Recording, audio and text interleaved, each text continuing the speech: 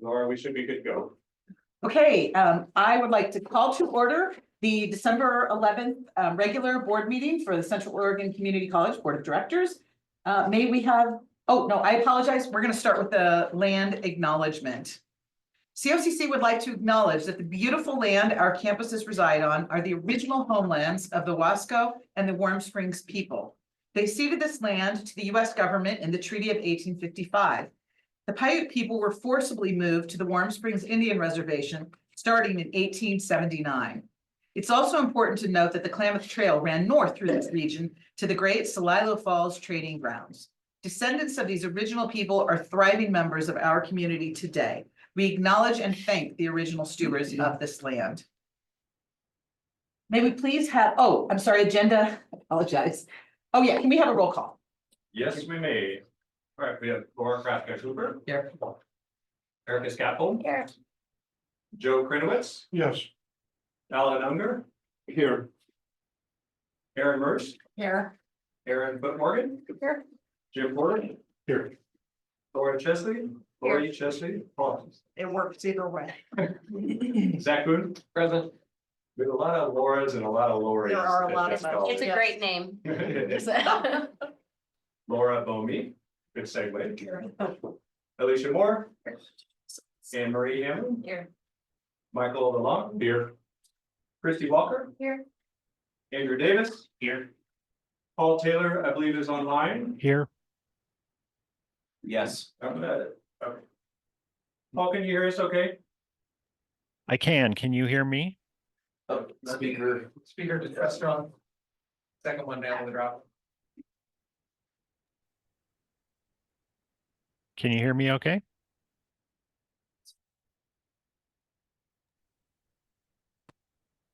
Right now? Can you hear me okay now? Yeah. Yep. Yeah. Whisper. Okay, thanks, Paul. You did. Here. Tony Russell. Here. Venus Nguyen. Here. And Lucas Oliver here. There you go. Thank you. So for agenda changes, I wanted to let everyone know and make sure that the rest of the board is okay with.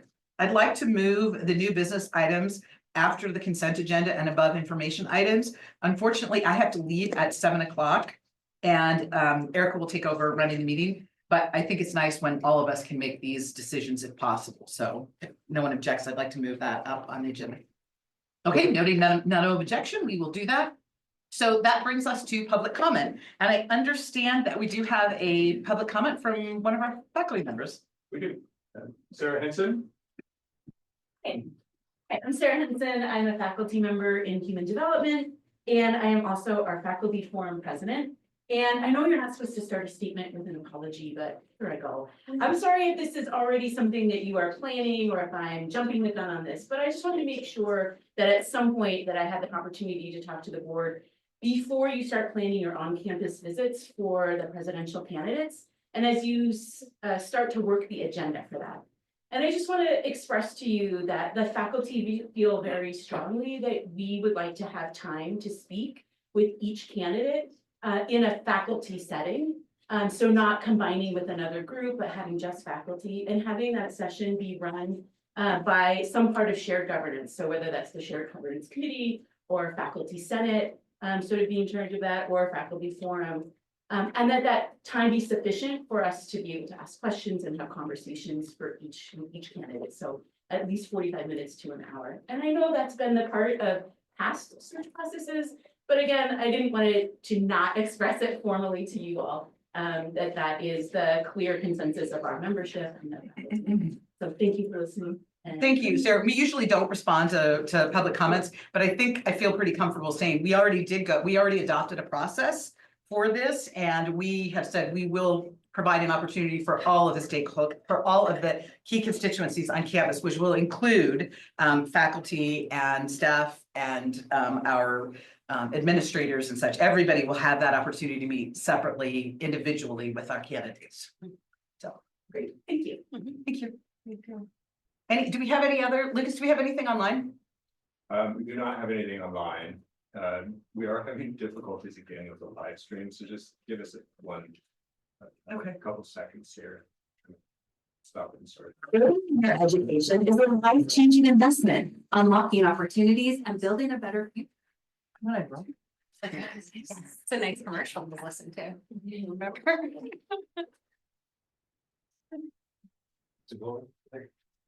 By the way, if anybody's hungry, there's some fabulous cookies over there that were left over from our search committee meeting today. I know, because I've had two. So there's not as many left over as earlier. I only had two.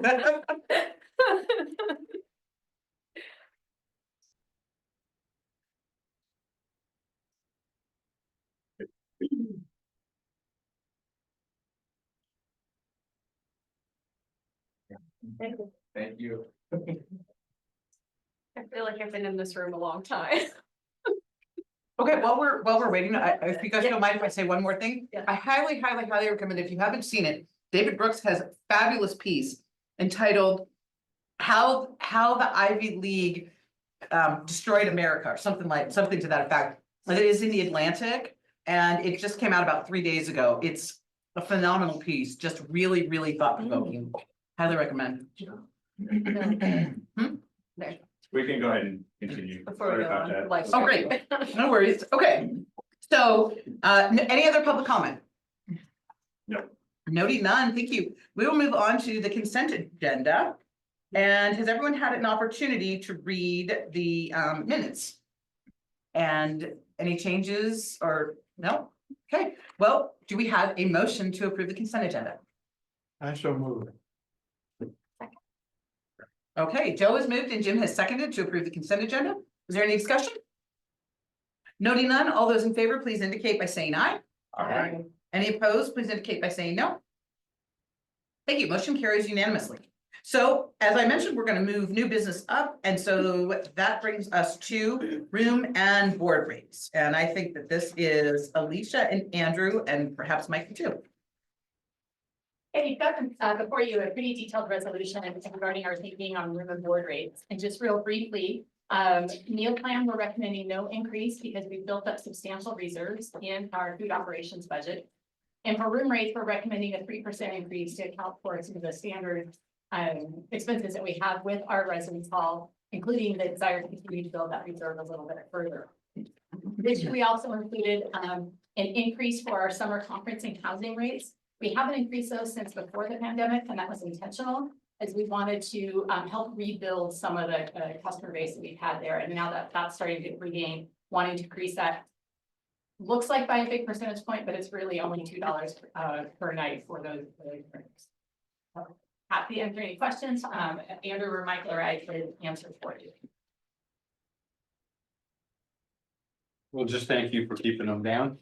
You know, anything we can do is helpful, and this is being.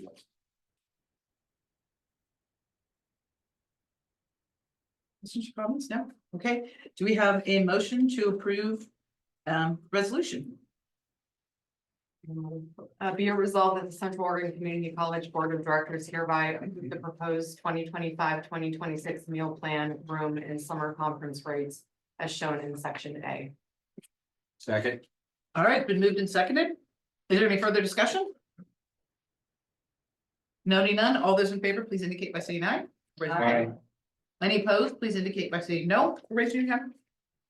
Noting none, motion carries unanimously. Thank you. So now we have Michael to talk about the investment committee appointments.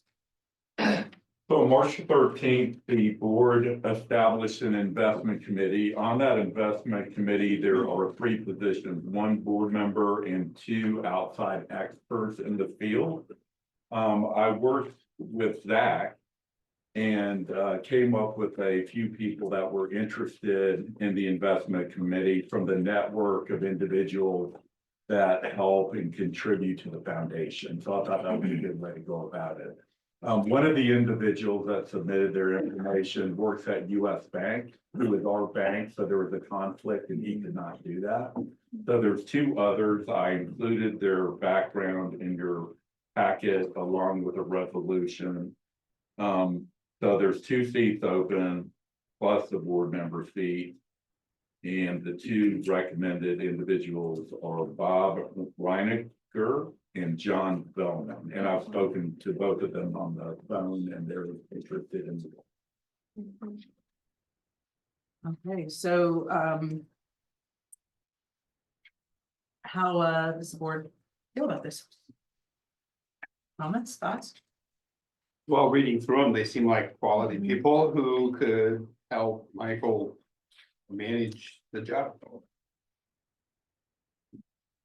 I've gotten to know John just a little bit in community settings and I think he's awesome. I really, really like working with him. Okay, since, we're gonna appoint them, why don't we should do a, motion.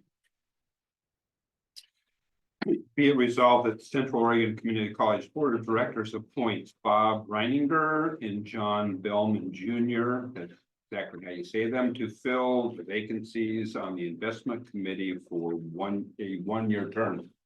Is it renewable? Yes, it is renewable. So I actually submitted a description of the investment committee to the board when you approved it, but you didn't adopt it. So typically they're one-year terms. And you can renew the one-year term as often as you like to. So in the document I gave you, it said 2-year term. So, but according to policy and Paul, it should be a 1-year. The board didn't, may I ask a question? The board didn't approve or adopt the investment? I have this big, long form of how it would work and all the things they would do. We adopted that as attached to the I policies. do believe. Oh, okay, Yeah, okay. yeah. I went back and looked at the minutes, so I wasn't clear on that. Okay, Okay. yeah, we do. So then if you did that, then it should be a 2-year term in the resolution. So I'll amend the resolution to a 2-year term. Correct. All right, so do we have a second? Second. Oh, second, okay. So discussion, I should make sure that you guys are all okay with this, but I talked with Mike a little bit. Remember, we're gonna put one board member on there. And I have the authority to do that as chair, but I want to make sure everyone's okay with me serving for 1 year on that committee. I'd like to do that. No worry, okay. Great. Thank you. Okay, so all those in favor, please. Oh, is there any further discussion? I just want to raise, if my memory serves, there was some confusion about how the investment committee was listed when we approved committees. And so the fact that you didn't see it in the minutes, I maybe just put a pin to revisit that and to make sure it was adopted. We will double check. Yeah, Okay, okay, but I think it is a board, I think we adopted It it is as a a board board committee. because it will be advisory to us. And a board policy as well, so, but I will make Okay. sure. okay, And great. I just we'll remember report having a back if conversation something about else it. is- So. We should, I think that's a good thing to check because we, It is in there. I've looked at it. Oh. The investment committee and the description of it is in the board policy Okay, of the investment. okay, we should be fine then. I'll still. Okay. Can't remember. and our policies are accessible on the website. I think I pulled them up last time, so we can look and, okay. All right, so all those in favor, please indicate by saying aye or raising your hand. Aye. Any opposed, please indicate by saying no or raising your hand. Thank you, motion carries unanimously. Thank you, Michael. Okay, that brings us back now to information items. And we will start with the monthly budget status. And I don't think we have any action to take, but does anyone have any questions for Michael? No, I'm everybody- happy to report that we have 2 applications for the budget committee, so. I keep it up, 1 person Madras, 1 person in Sisters. So if you know of anybody else that should apply for the other zone, I would appreciate it. And you said they're Very good quality. good quality candidates, yeah, appreciate that. Okay, how about new hire report? Anyone have any questions or comments for Laura?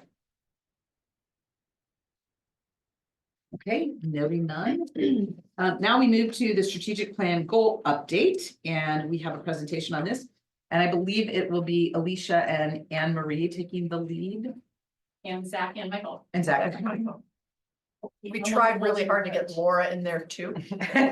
She's still gonna announce. She's still gonna announce. Tony, you want in? Always.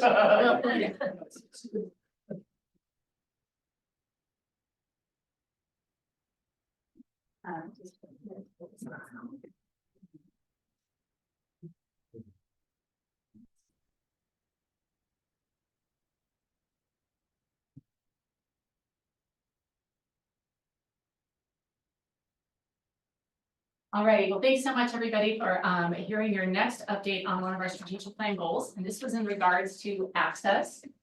And just as a reminder of our 5 strategic plan goals: student ready, community engagement, workforce development, college sustainability. Those last 3 you'll be hearing updates on during winter and spring quarter, and tonight we're really focusing on access with this as our guiding definition. I don't normally read these, but I think it's important around our goals to remind themselves what they're all about. And this is really about providing students with equitable opportunities and the resources they need to achieve their goals. To get us started, we're gonna give you a review on our indicators and what those definitions are, what we set those at, and some of the rationale behind those. And so our first one is regarding to in-district penetration rate. And I'm gonna ask, where'd you go? Oh, right there. You moved. Zach's gonna take the lead on this one. Thank you. Simon? I will, I'll just join you up here at the podium. So in district penetration rate, you can see the definition on the screen. Percent of tri-county population, that's Crook, Deschutes, and Jefferson County, age 15 or over, who are enrolled in a credit or a non-credit course. You'll note that that's not our full service area. It's very hard to get the data from Southern Wasco County and Northern Klamath County. So those are the 2 or the 3 counties that we get great data on. So again, thank you. The target, we'll look at our baseline of 5.5%. So again, remember, this is the number of folks 15 and over that are taking a class against the total population of those 3 counties. 23-24, we're recommending a 5.5% and very modest increases of 0.1% in each of the years of the strategic plan. You can see that almost met then in a bit of a range, 4 percentage points, you'll see the 0.4% in those ranges. And then if we've not met, it means we've fallen below 5%, and then mirroring those 1% increases in the met, it's the 0.1% decrease in the not met.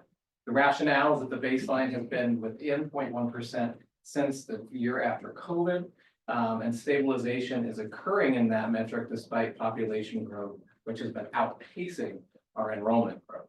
You might understand that in an area that's one of the fastest growing in the country. So some of the challenges and considerations for this indicator, we obviously don't control population growth in the Tri-County area. The Deschutes County projected numbers as of 2 weeks ago were 32.6% growth by 2040. Those actually may have been tempered in the last week if you're paying attention to some of the news that's out there. Either way, that's what the state of Oregon's department, the state of Oregon has projected. And so if you think about that, a 1% increase to this metric would then be 2,059 additional students, again, taking a credit or a non-credit class in 1 year.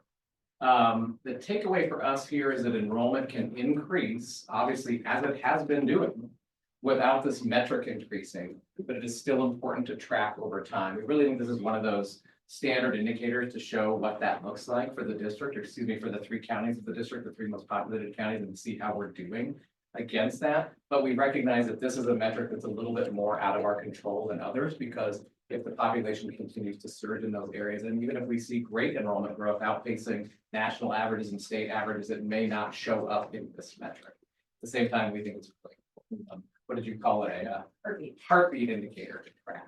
So a little wonky, but we do then, because of that wonkiness, we have some directions we'd like to take our future data. And that's more than just bringing in Jessica Giglio in a moment to say, oh my gosh, are we looking at this right? We brought in a statistician and our math folks to say, what can we do about this? The educational attainment rate of COCC district residents, right? So think about if 100 people move in, what educations do they already have when they get here? That changes over time as regions change. So if we could establish a little bit of that attainment rate of our district residents, that would be wonderful.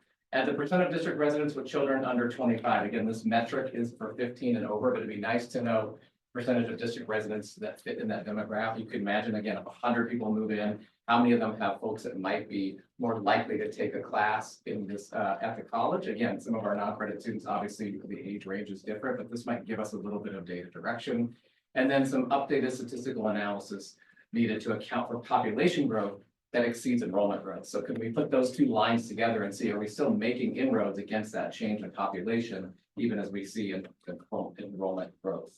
You can imagine if there was a population decline in the area, we'd be dealing with the same thing if our numbers were declining. But as this population in the 3 counties really continues to race and outpace state and national averages, it's hard to think that we could keep up with enrollment growth in the same ways, especially when you think about those top 2 data points that we need more info on. So I know that's a lot, but happy to take any questions. Hearing and seeing none, I will now, yes. Why is Mary. it challenging to get the data from the other 2 counties? Yeah, please. Part of it is where we get the data from Portland State University and the state of Oregon. They tend to do it by county. After that, then they take small towns, and those small towns, especially for Wasco County, don't necessarily correlate with our district and where those lines from. So if we're still working on that, still diving deep to see if we can get it. But for this iteration, last year's iteration, it was really challenging to parse it out without there. And Wasco is a great example, and we share that county with Columbia Gorge Community College for the majority of residents in their area. So really hard to break it apart on a town by town basis. And same in Klamath County with Yeah. cases. So, yeah, great question. Yeah. Other questions? All right, now I will yield my time to the Honorable Michael Lalonde.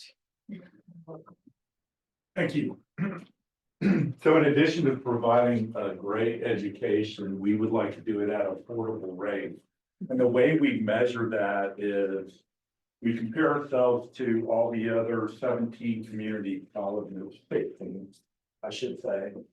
And we enter there, let me make it clear for you guys. Tuition per term is the blue, okay, per term. Orange is the fee per term. Thank you for doing that. And then this is the total tuition and fee for the year. So we compare ourselves to all the other community colleges, our goal being in the lower 25%. So that means we have to be the 4th lowest or lower. Okay, right now we are the 3rd lowest, but the difference between 4, and 5 and 6 is pretty slight. It's pretty tight.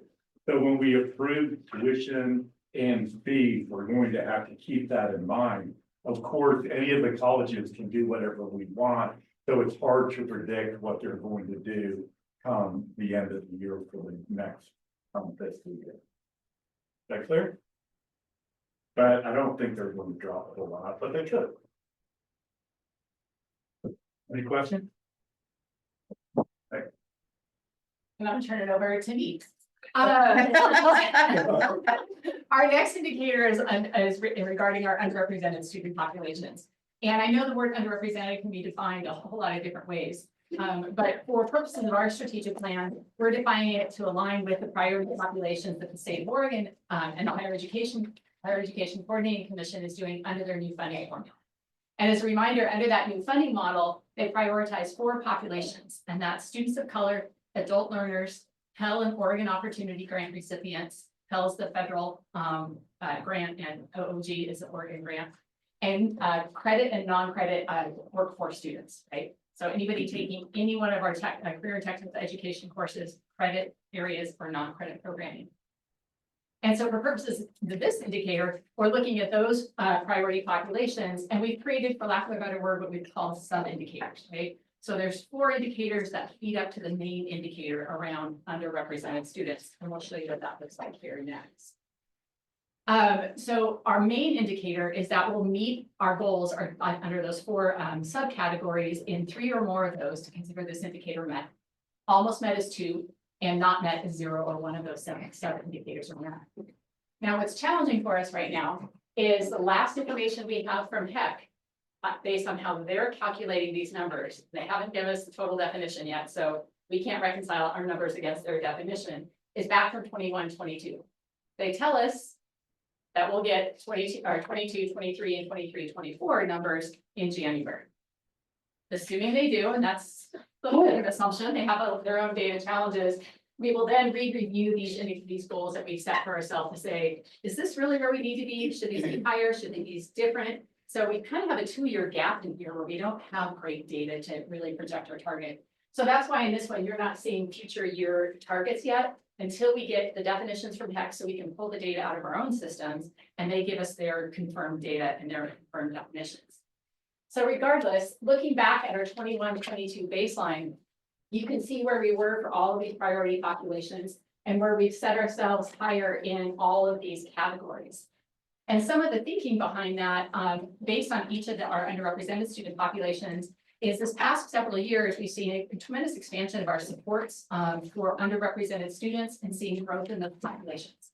Some of that's natural growth through the changing demographics in Central Oregon. Some of that is some of the great work that Christy and her teams are doing in the high school. Some of that is some emergency funding and other funding measures that have been some generous donors in our community. So that expansion of supports, we do believe we'll see our population of students of color continue to grow.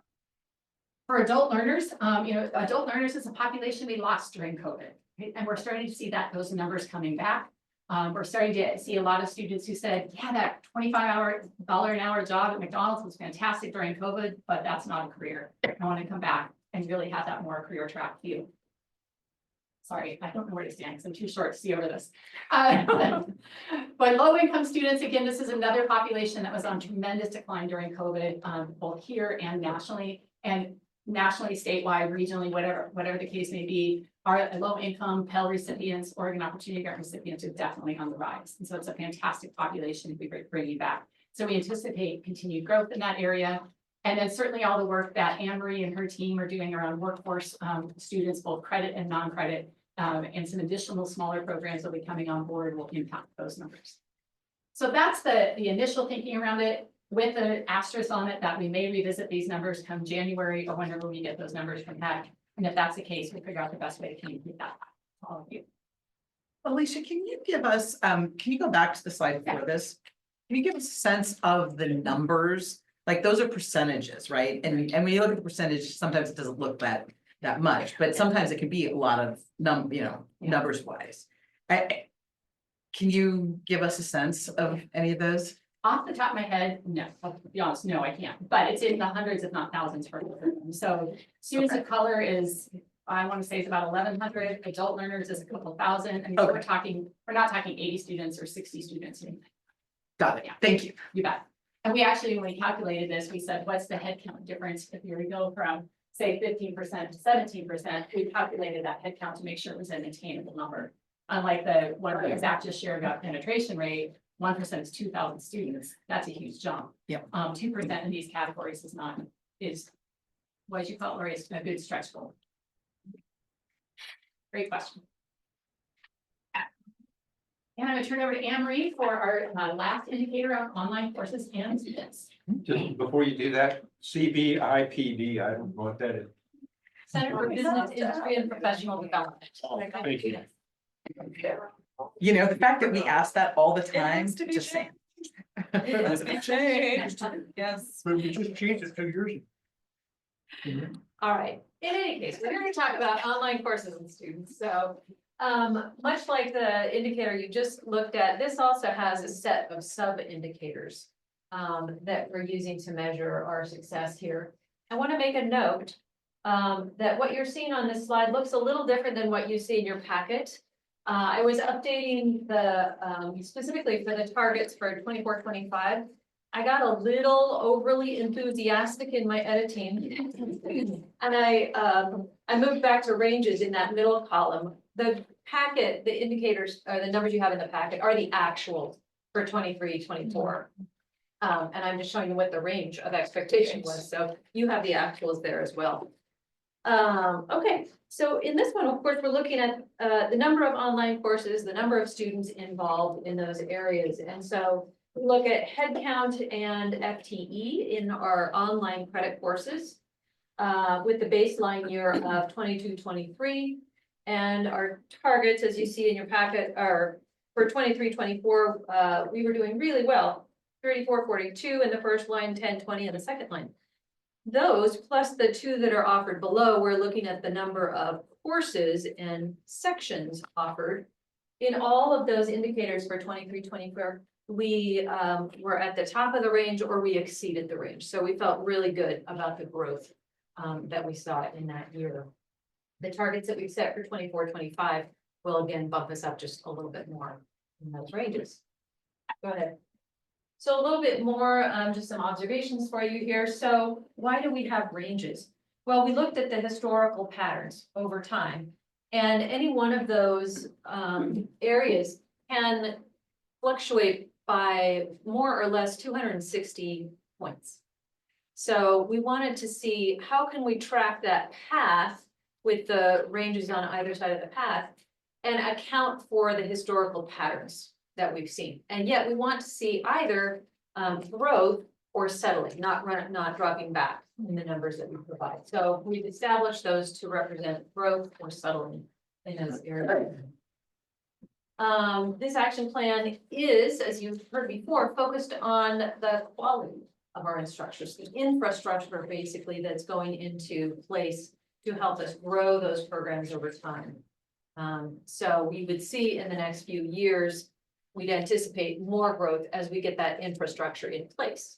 And you will be hearing more about that in just a few minutes from the leads of that particular action plan. I probably am just throwing you a curveball here and I apologize, Throw but it. do we have, how do we evaluate the effectiveness of our online courses? Because I know we had a lot that we had to jumpstart it obviously during COVID. And so we have a lot more today than we used to have. Yeah. And how do we kind of monitor consistency and quality? Yeah, that's a really good question. We do have our regular peer evaluation processes that we do for faculty. Within the last year or two, we've revised the guidance on how to do that evaluation to include some specific things to look for in online courses. So we've added that in over time. We're also thinking in this infrastructure look about how do we continue to build quality to the goals that we want to meet. So there has been some work on that and there will be more. Does that help? Yeah. There are some national standards that I think the team's looking at, like Quality Matters is a rubric that Yes. is nationally regarded as a tool for evaluating online. I've heard about that and I've heard that some schools are now putting together like a center that creates sort of shells for courses. And that, you know, because it's it's very different from what maybe you were taught in school. Yeah, Right? very true, I mean, very true. you know, And teaser, you'll hear a little bit more about that in just a minute. okay. Yeah. I just Yeah. appreciate you addressing it because I know it's not Absolutely. directly what we're looking at tonight, but. So I think I've covered that. Any other questions for me? Yes. Full-time equivalent hours, how many hours is it? Yeah. For full-time equivalent student. So. Well, we switch to a lead. Who's expert on that? History here and in other states, for whatever reason, and I've asked even the Jim Peter, the lead fiscal guy for him, and he doesn't know the history of it. Several states define FTE as 510 clock hours, and no matter how you slice and dice the math, you can't make that, well, you took 12 credits this quarter or 3 quarters in a row. It's a weird calculation, and the history I will figure out before I retire, because it drives me nuts, but I can't tell you why. Is there a difference between online courses and? They're all treated the same. There's a little bit different calculation between labs and lecture Yeah. type portions of it, but yeah, so one FTE is equivalent of 510 hours of instruction, not one student going full time. That clarifies. As I say in many circles, don't try and make it be logical because you won't be able to Right. figure it out. We can give you the numbers, we can't give you the reason. Okay. So we have 2 action projects to share with you tonight, for 1.1%. You heard from Cindy and Jessica Giulio a couple of months ago regarding strategic scheduling, so no, Cindy's happy to answer any questions you might have there, but if not, we want to switch over and let Tony and Venus share some updates regarding their work with online programs. Tony and Venus. Great. And make sure you introduce yourselves. I can't remember if you guys have met before. Hi, Tony and Venus. Hi. And I have the pleasure of being the faculty representation on the online programs work group. Well, I guess we're a action plan. So Yeah, and we have been doing quite a bit of work over the last year and a half now on the assessment process for online programs, what we currently offer, what is happening on a national level when it comes to online instruction. And within the group, we were able to narrow it down to some of these specific bullet points. We have a lot more data around it, but just to introduce y'all to the subject that we have right now. So part of it is students will be able to earn selected degrees and certificates. So this is what we're aiming for soon, at fully online in a supportive environment, meaning selected degrees and certificates offering a full AAOT may be aspirational in the short term as we keep moving forward with online programs, but a lot of certificates are a little closer to being ready currently. And in the next couple of years, and the supports that would be around that. So fully online, we have courses now that are offered as online courses, but they do have some components where students are having to come to campus to do tests or various other support services, because we don't offer those in an asynchronous modality. So that's definitely something that would need to be addressed as we move forward with fully online programs. And then the supportive environment and having, like, which we'll talk about in the bullet points, the digital gateway, as well as all of the things that we offer to our in-person students fully online. Does that make sense? No. So now we'll go into those different bullet points. They're here, and then we have a few more on the next slide. So extended access to support services like tutoring, technical support, advising. A lot of the reasons that people take online courses is because they have full-time jobs or they have other obligations. And so those kinds of support services are going to need to be available if we're going to do online programs as well. Do you have anything to add to that part? We have 238 people who graduated with an AAOT this year who at least took an online course. And we had a little bit less than 10 who completely completed their degree online. But these are folks who were carrying credits from other institutions, and that's a success for us. We'll take those all day long. I would say closer to about 65 of them took 50% or more of their courses here. And again, they probably transferred them from other institutions, at least from the data that we have. We would like for them to have greater supports. And if we go to having fully online programs, then we need to be able to say, well, you can't just contact tutoring or tech support from 9 to 5. We'll need to have some extended hours. And we have folks on the committee that we've talked to about that. And we sort of introduced this idea in their areas to say, hey, we need to prepare to have extended hours. We don't need to have 24/7. In fact, we have invested at certain points in 24/7 help, and it's not really played out well. Consistent feedback and interaction from innovative instructors. Some instructors like to teach online, some do not. And it's important that we have instructors who want to teach in that modality that is giving students the same level of education in all of these courses and feedback and building that classroom environment in an online setting. And that's definitely something that students have said that they want, as well as the places that are currently doing online programs have built their courses around and the way those courses are have the interaction between students and their. Can I ask a question? You mentioned asynchronous. When we are defining online programs, is that asynchronous? So the college does offer synchronous, like remote courses as well, but those do not count in this. Correct. Okay. Yeah, we've kind of gone over that a lot in the work group itself. Like, if we're going to do this, it needs to be in a modality where students do not have to come to campus for that, even though there may be some testing considerations that need to happen, but we're not at that point right now. Can I jump in here, because I think a lot of us, myself included, have been kind of sloppy with our language. It hurts me to admit this, but when COVID happened, I use the term a lot, but we had to put everything online. Yeah.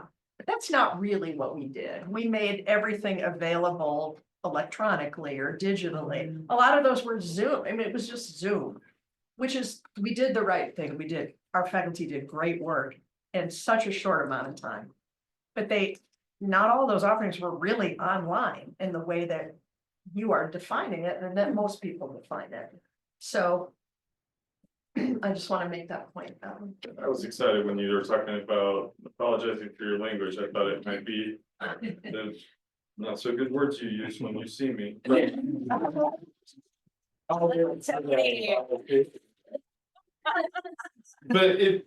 I would use the word Herculean to really describe what faculty members did. It was hugely significant and it was appropriate for.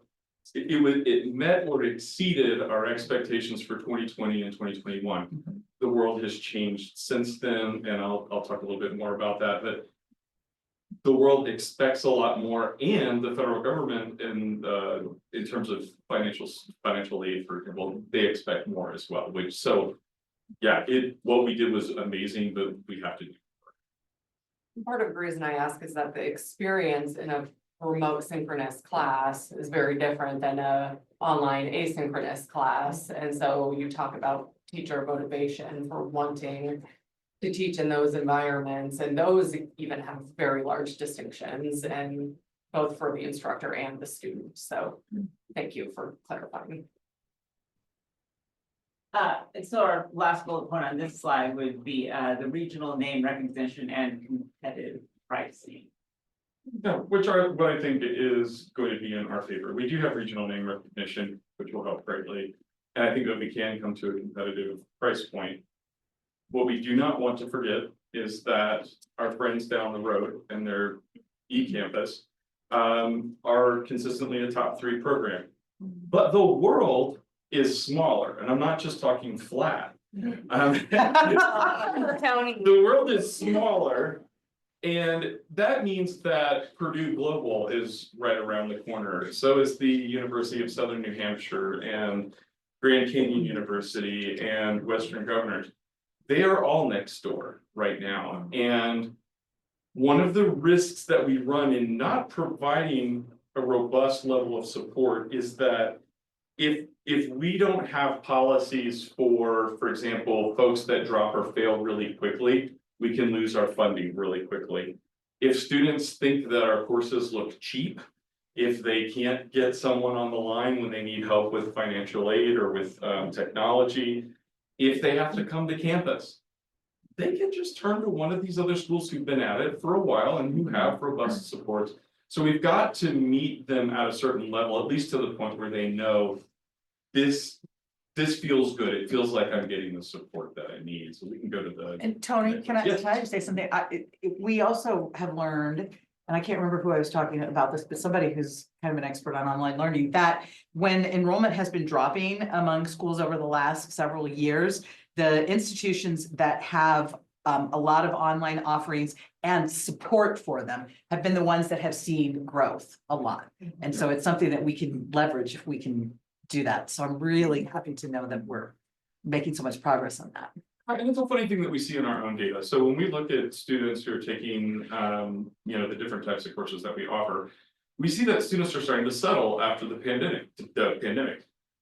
Folks who, are only taking fully online, that's on the rise, just as people who only take face-to-face is on the rise. Where we find fewer students are the ones that are doing just some of one or the other, because they've figured out for themselves, you know what, I'm really more of a face-to-face person, or I'm really more of an online person. And so designing these kinds of things are going to help us to meet those students where we need to meet them. Now, I mentioned some things that have changed. The for-profit university scandals that have taken place over the last couple of years have changed a lot about the kind of counseling that we have to provide to students, the kind of communications that must be faculty-led and faculty-initiated. We have to verify identities.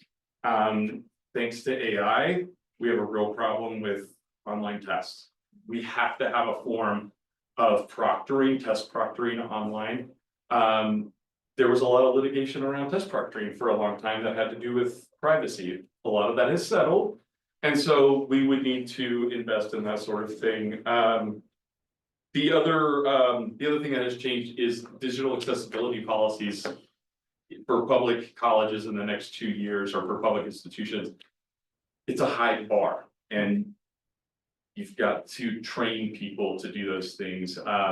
Typically, what we find in online programs is that there are agreements with the faculty on what kind of programs we're going to offer, what kind of training we're going to guarantee, what kind of expectations we need to have. Now, since public comments over and Sarah can't say anything, Sarah's promised me a very cheap future agreement. But the reality is that we'll have to work with the faculty forum to say, hey, this is what we'll need, and these are the supports that we'll need to offer. We also need to be able to have some sort of identity. eCampus is great. We need, Lucas, that kind of marketing. I don't care what you call it. Tony community, maybe it's ECOCC or Bobcat Free, whatever, you can have those are all fine. But we have to have an identity, and we have to have like branded layouts, just like we have a branded PowerPoint. People should be in a COCC course, and other people look at it and go, oh, that's a COCC course. To get people to do that, you have to have agreements that allow you to do that. And that takes also sort of a separate leadership structure.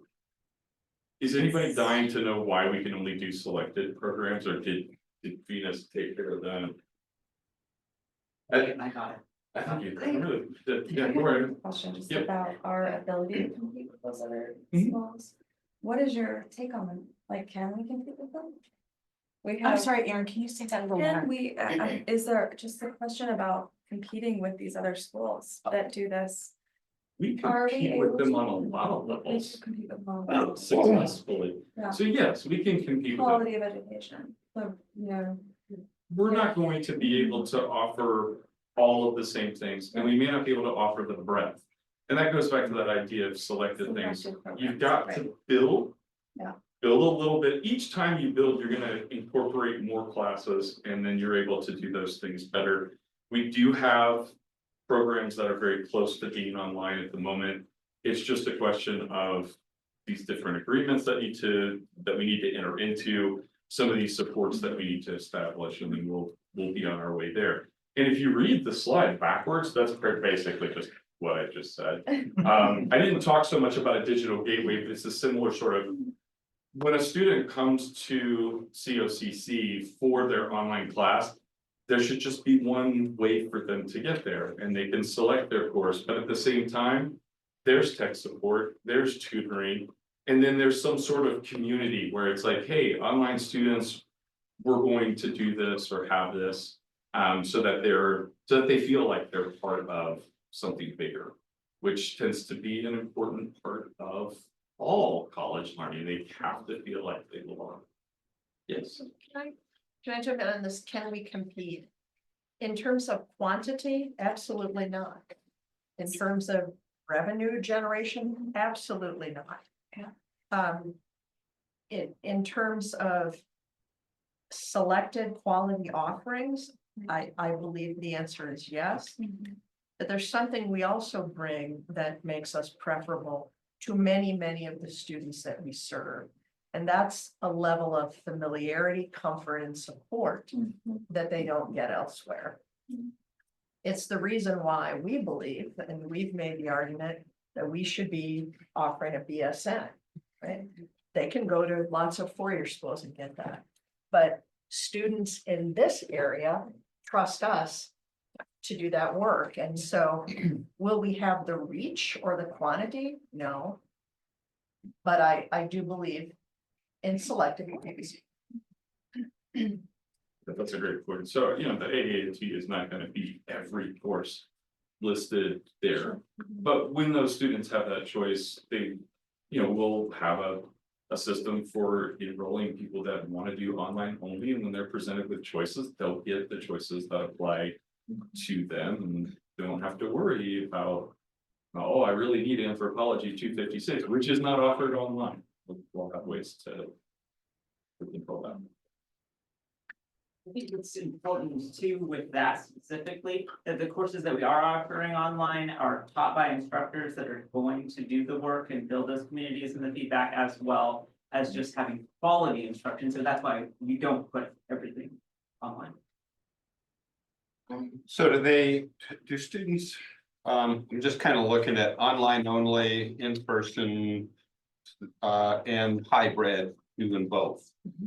A lot of students do both. I mean, it's like you were just saying, not everything can be online, so they do what they can with the options they got. As you know, a lot of our students work, have families, drive from far places, don't leave their house in winter. You know, having all those options are very helpful, and so, yeah, we have ones that engage in kind of all of them.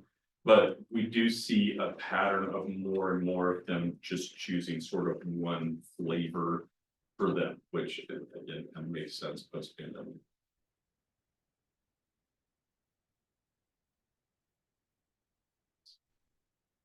And finally, we wanted to share with you a few other projects that aren't strategic plan action priorities, but other projects that we believe contribute to our goal of access, right, that are happening across the college.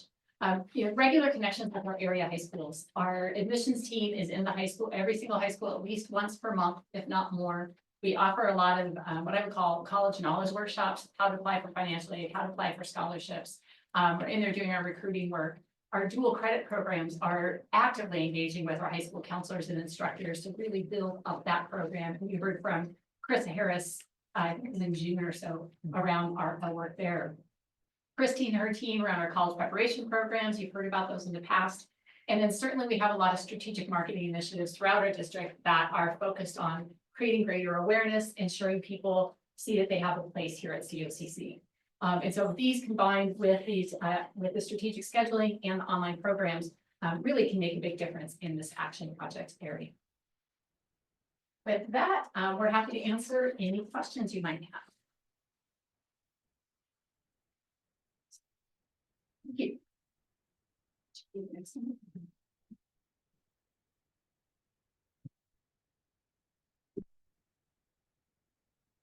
Thank you very much, Alicia and team. That brings us to the student survey data. I think that's Christy and Alicia.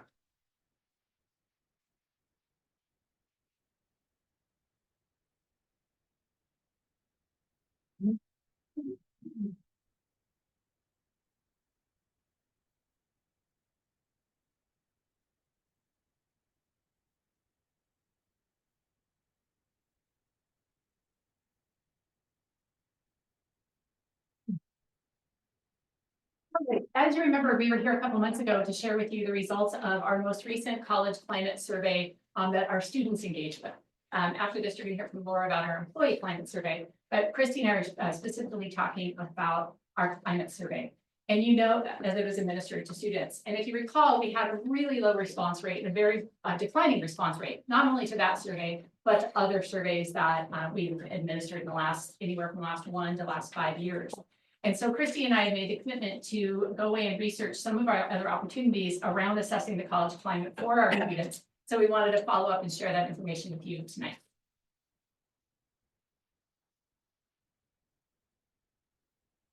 So just a little bit of background on the survey was initially created within the COCC Diversity Committee, and it's currently is, at least the last one that we did. And the goal was, again, just to assess how students were feeling on our campuses and in our area just in general. It was administered every 3 years. And you can see when the response rate, the steady decline starting from 2017 to now, 10.4% to 2.7% really does demonstrate quite a bit of a decline. There's also anecdotally through ASCOCC, I just want to share, and they really wanted me to share this with you, that they also have conducted a lot of research within their student involvement, that there just is a decline continuously, even through the work that they're doing, student engagement, like student to student engagement. So as far as research goes, I had the privilege of attending NCORE last year, which is a national conference on race and ethnicity, which is a premier conference for folks in Rolston, Richmond. And one of the workshops I went to, which was sponsored by the Gates Foundation and conducted by UCLA, is they actually did specific research on college climate surveys to see and ask these like really specific questions as to like what's working, who's using what, why are we doing these things. And it was a really interesting workshop to attend, especially because this topic was so prevalent for us. But we really found that across the board, there are no good answers, which is not a great, I mean, that's just the honest truth, right? But, because they found that out of 577 respondents, which included public four-year universities, private four-year universities, and community colleges, that people really were just very varied on what they were doing. And so within those respondents, 233 acknowledged that they use their own homegrown. And then the remaining, there was maybe two top kind of just canned surveys that people used. And then beyond that, it was again scattered throughout. And so the actual conclusion of the survey was that there's difficulty understanding what is happening nationally. And so, and then in Oregon, when I talked to my colleagues across the state, saying most are using homegrown surveys because it has to cater to what our needs are.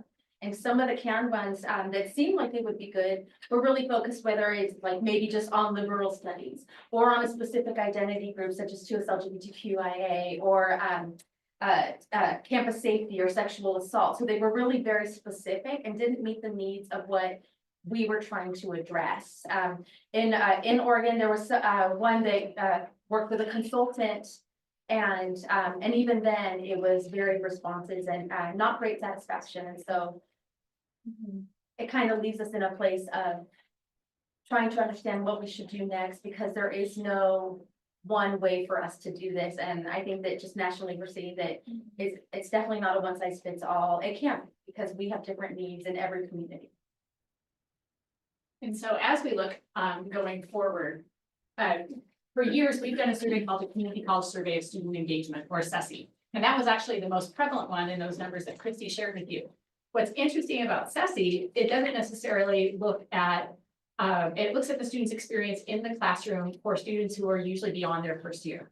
And it doesn't always have an equity framework attached to it. Additionally, you can't change the language. So the last time that we did CESE, they said, how many of you took an entrance test? And we got like 3% of our students who said, yes, I took an entrance test. Well, we call it something else. And we know that 90% of them take it, right?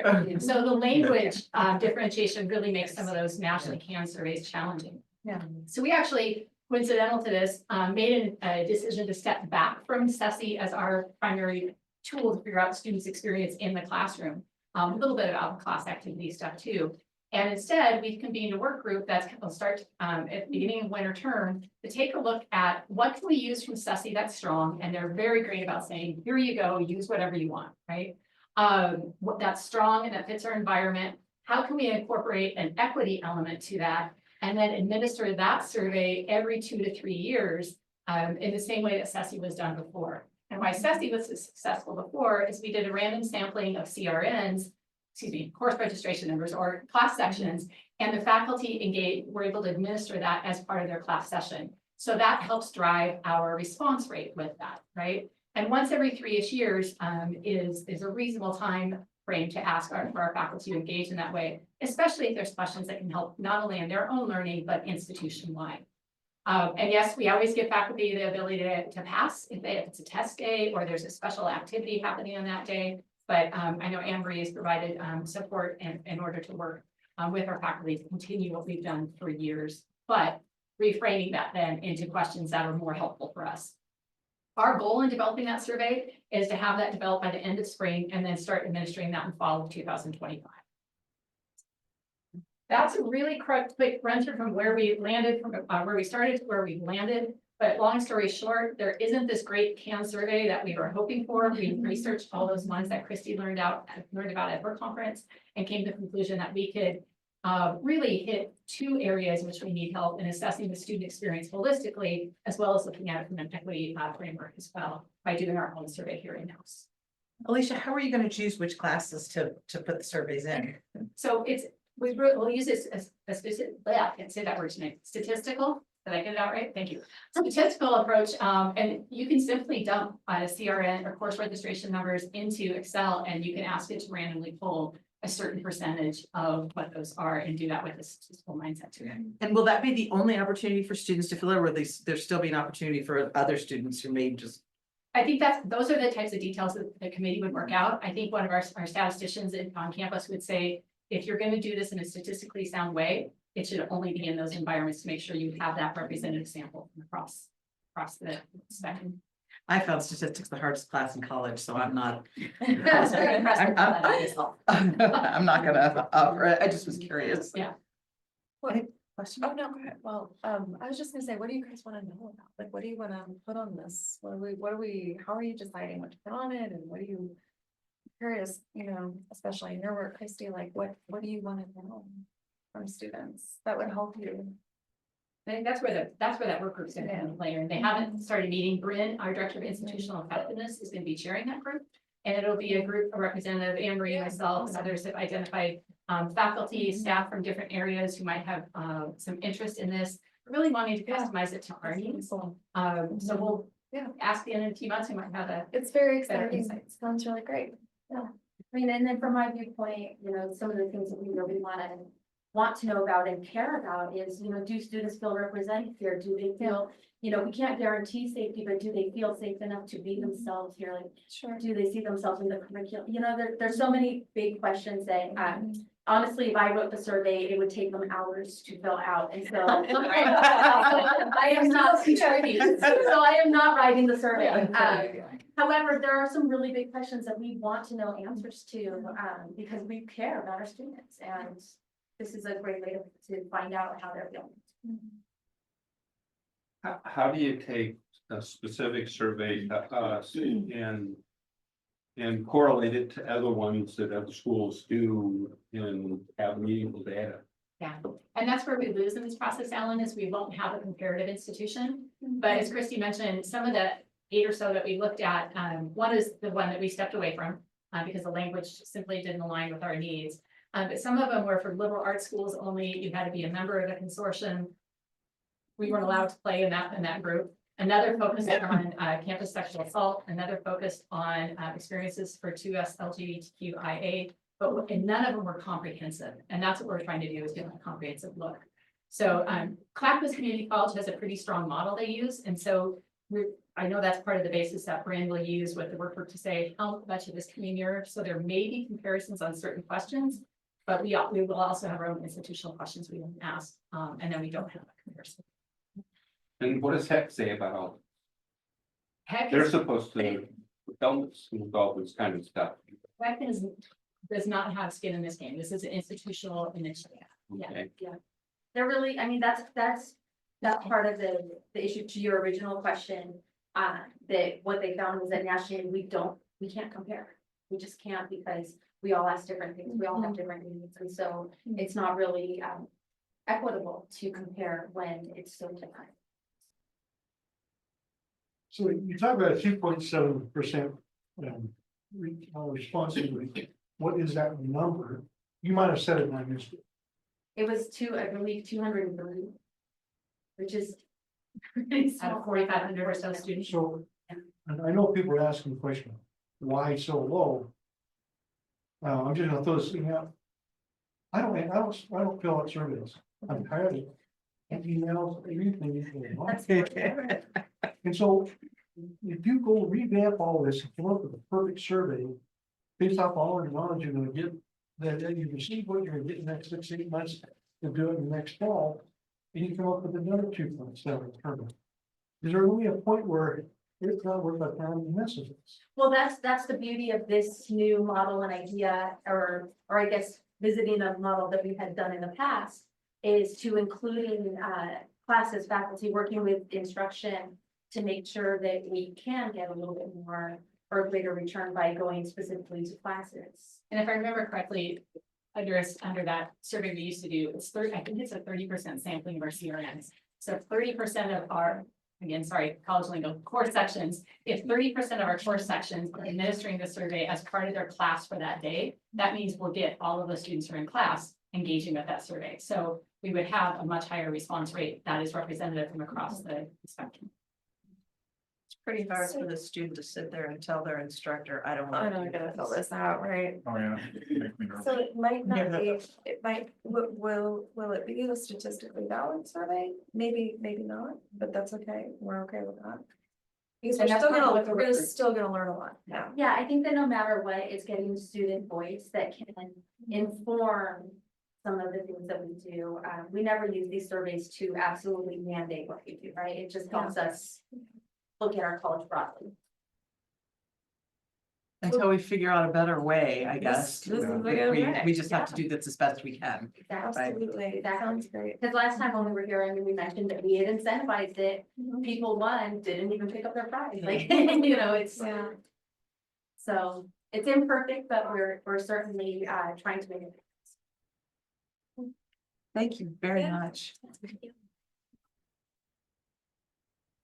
So our next item, I do not believe there's a presentation. This is the biennial report, House Bill 2864, the student ready college, or that's our strategic plan initiative. But I guess, does anyone have any questions or comments, or Alicia or Christy, are there anything that you would like to say about this? Oh, no, maybe it is a presentation matter. No, it's not. Sorry.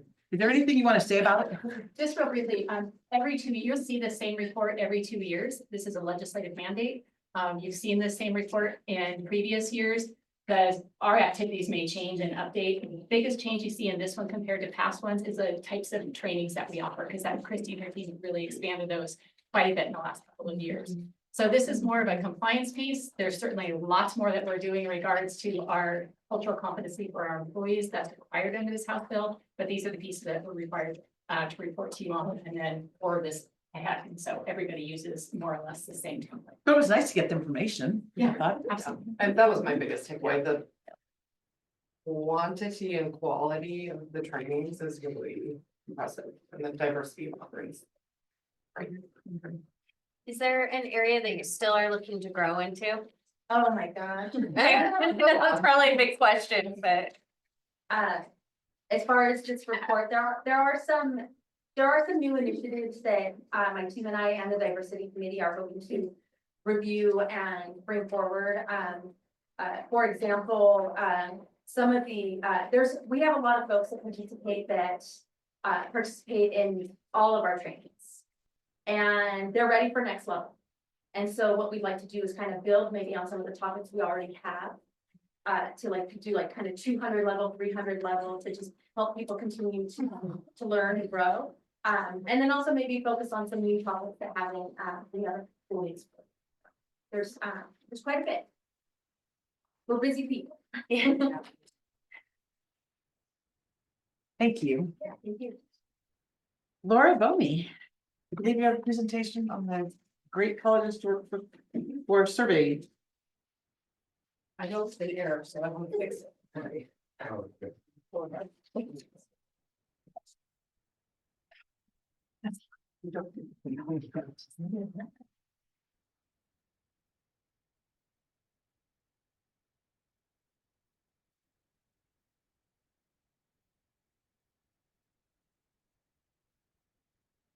Blowing on me. It's been blowing on me. I've been in this chair and it's like my eyes are dry. It's right.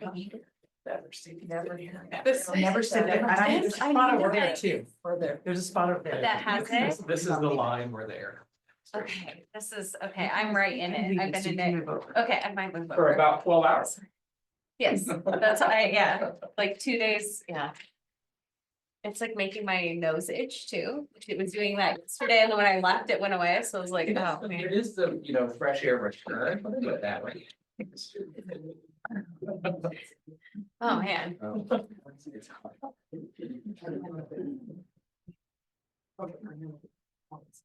wonder if it's gonna be like instantaneous if I'm better. See.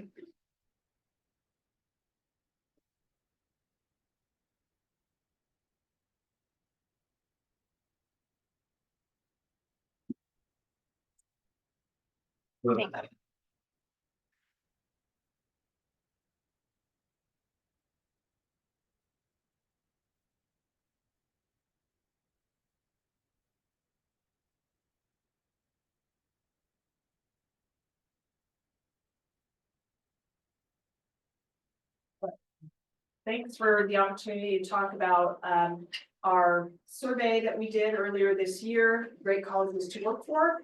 And so you should have it in a printout. Thank you, Kyle, for helping with that. So what Great Colleges to Work For is, it's essentially a workplace survey that is put out by a large company, and many colleges do this. And we at COCC have done this survey in spring of 2019, spring of 2020, and spring of 2021. And again, we did it in spring of 2024. And the entire survey is intended to gather information about the quality of our workplace. In addition, there are elements of the Great Colleges to Work For survey that are part of our strategic plan. And we'll hear a little bit today, but there'll be more coming throughout the year on this particular strategic plan goal. But the strategic plan goal is under the college sustainability area. The specific action project is employee awards, recognition, celebrations, and professional development. There's a specific question in this survey related to that. And then the indicator in terms of measuring this particular project is the college provides meaningful and sustainable employee awards, recognition, and professional development, which is the question that is asked in the survey. So I want to cover a few parts of the survey to aid you in understanding some of the high-level results that are being shared with you in the printout. So the ratings for the survey, there are specific kind of canned questions, and then we're allowed to do 10 customized questions. And the employees are given basically a Likert scale to say strongly disagree, all the way up to strongly agree. And so when those ratings are then put together, these particular categories based on the ratings in those Likert scale items come across as acute, warrants attention, fair to mediocre, good, very good to excellent. And so the ratings and the percentages you see here, you'll see later in the presentation as to how we kind of the results, how they ended up in the survey for us related to those agree and disagree questions. Additionally, there are 3 open-ended questions that we get to craft. And one of them is, what do you appreciate most about working at this institution? Another one is, what would make COCC a better place to work? The last one is, if we had to focus on one priority to improve the quality of the workplace and the strength of our culture, what would it be?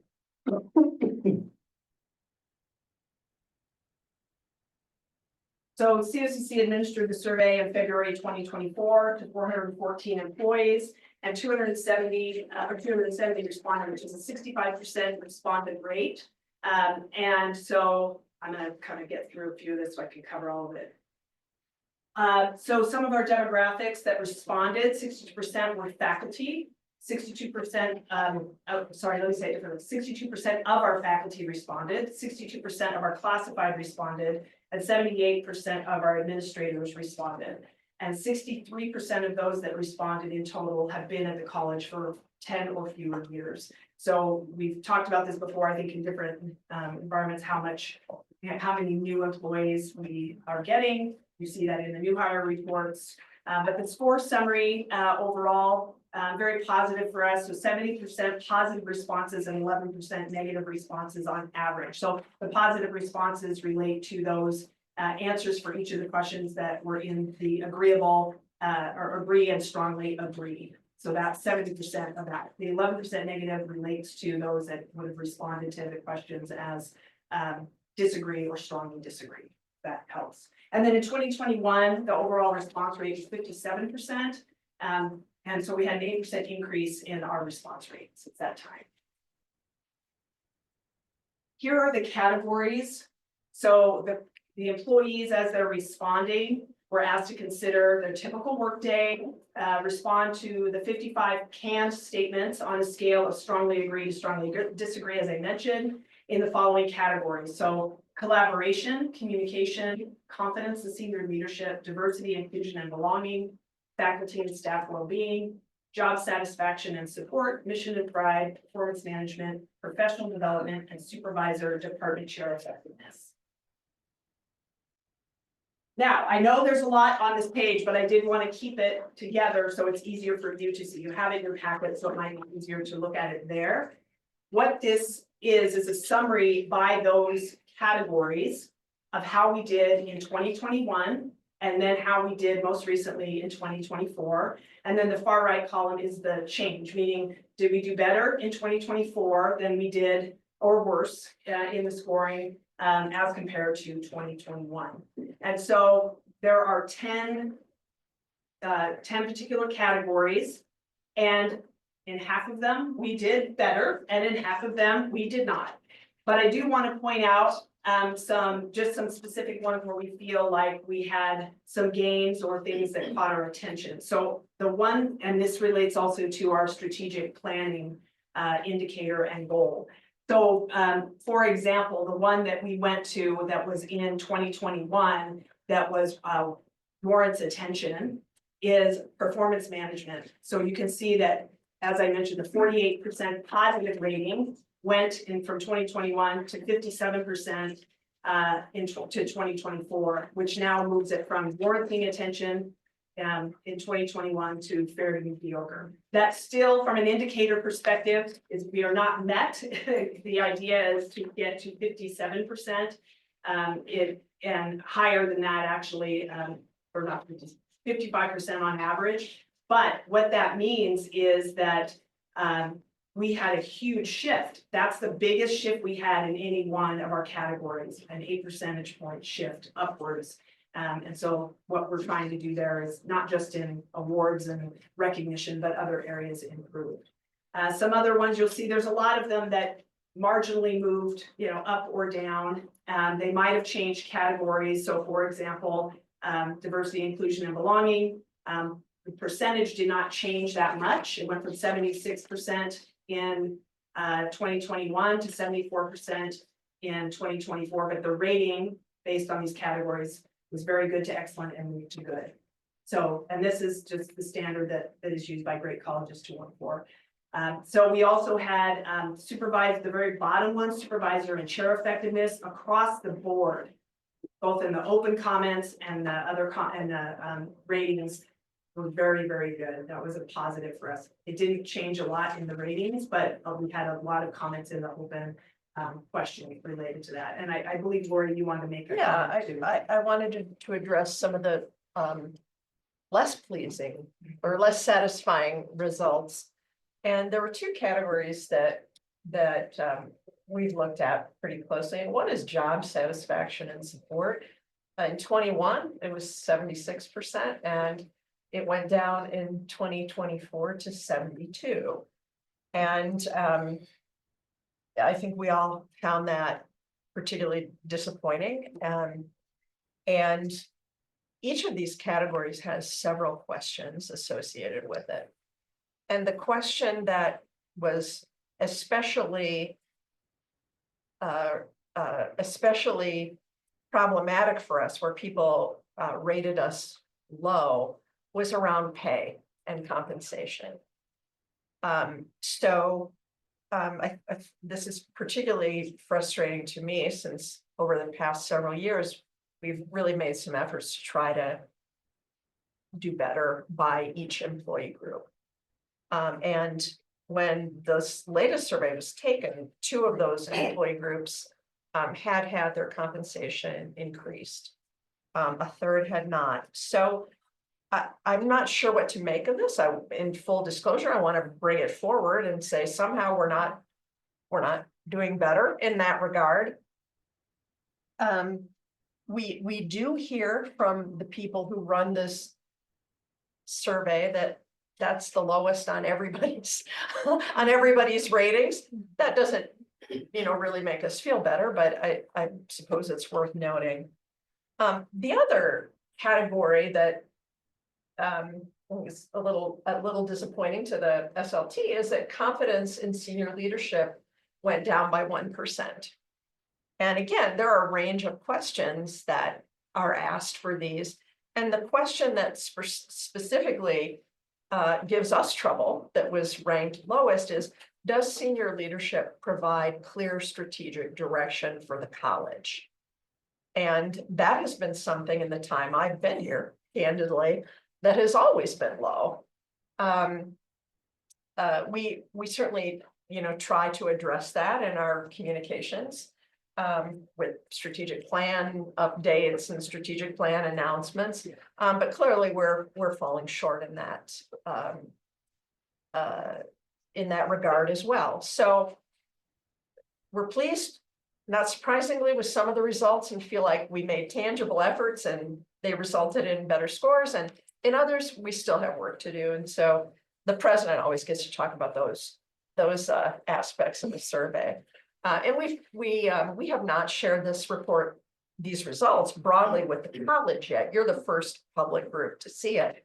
But we will be doing that and hopefully get more feedback that may be helpful to us in doing better in the future. So I just wanted to note those two things. Great, thanks so much. Can I just say, thank you, Lori, for being so transparent about this, because it's not fun to get to see that. And it's difficult to talk about it. It's difficult to talk about it in a public meeting. It's difficult to have these kinds of conversations sometimes, and we just really respect you and the team for being about it. It's not always easy.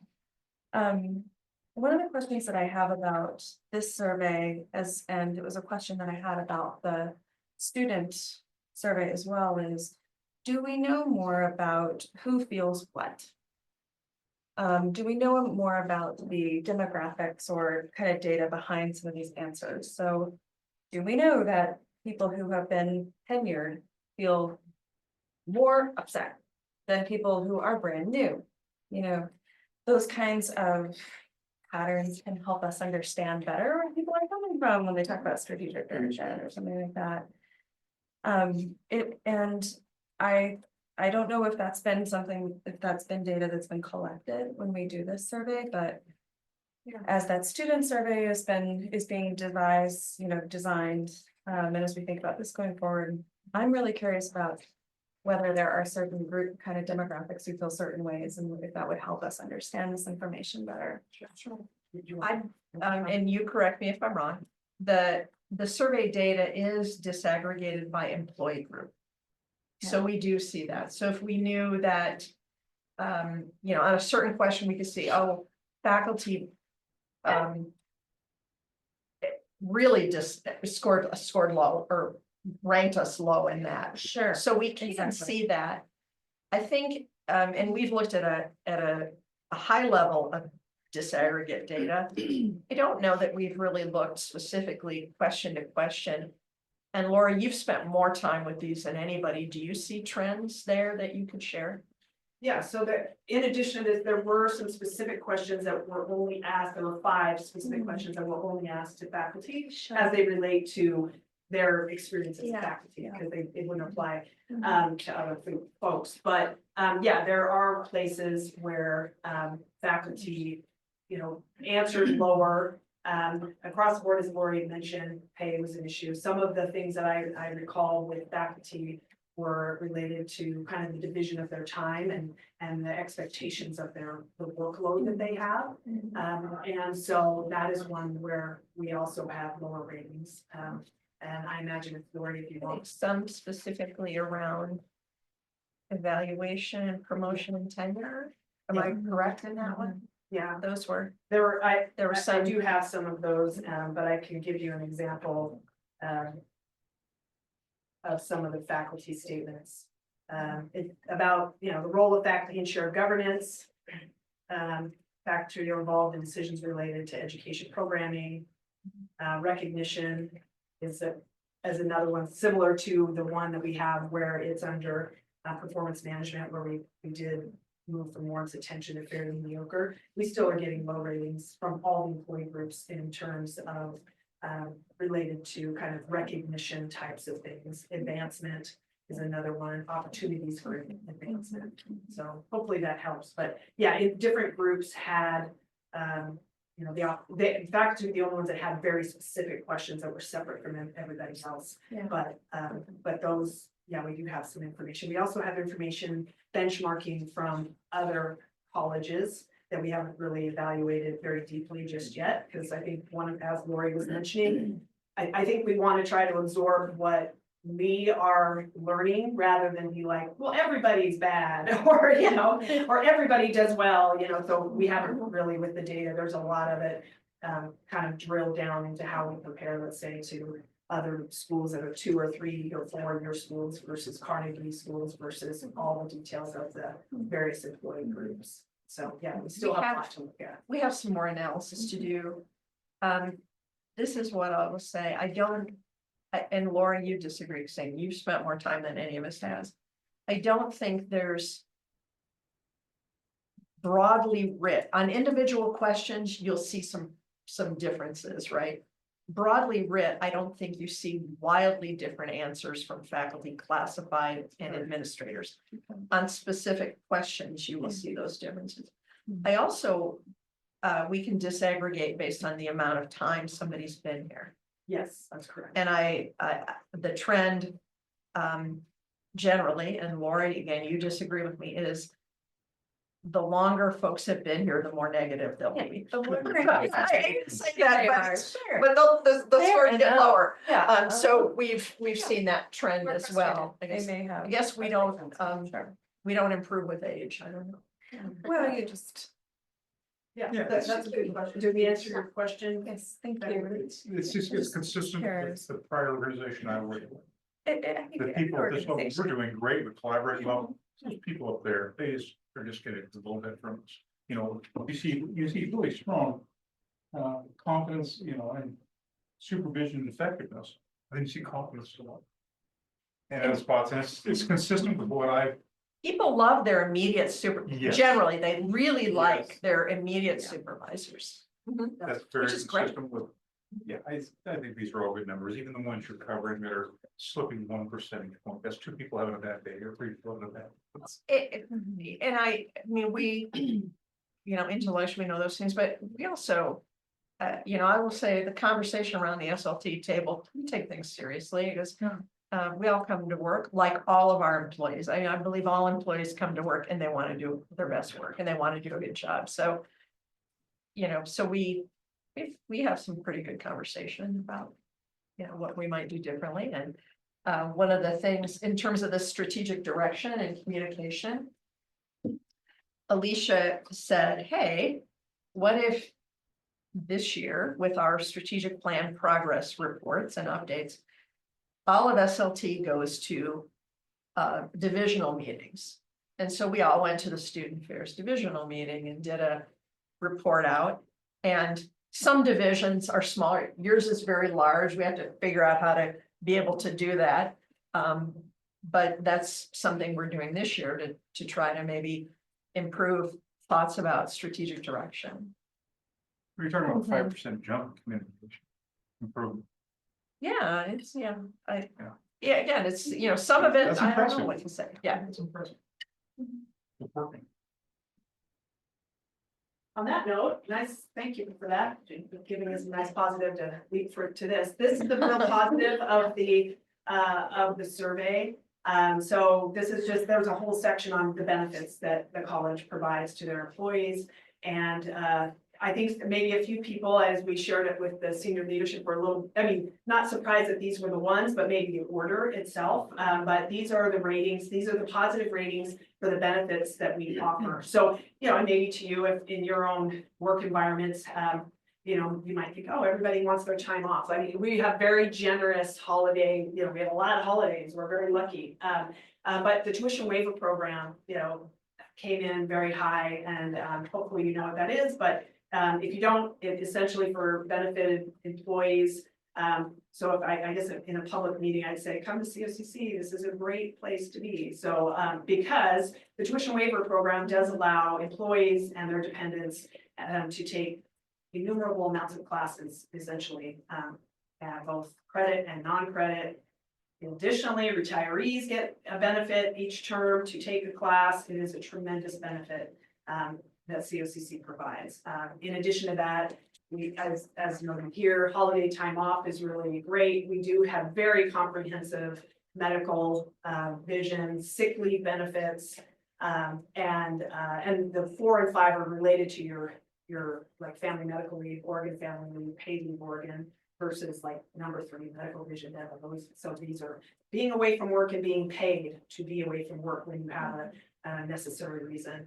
We've really ramped up our wellness programs, offering not only stuff in the community, but having a wellness account where employees can get a reimbursement for any activity that's they consider wellness, and we do a brief review each year, and then of course vacation and a lot of flexibility around work arrangements. So, and then lastly, overall 76% of employees indicated that COCC's benefits meet their needs, which is a really great thing.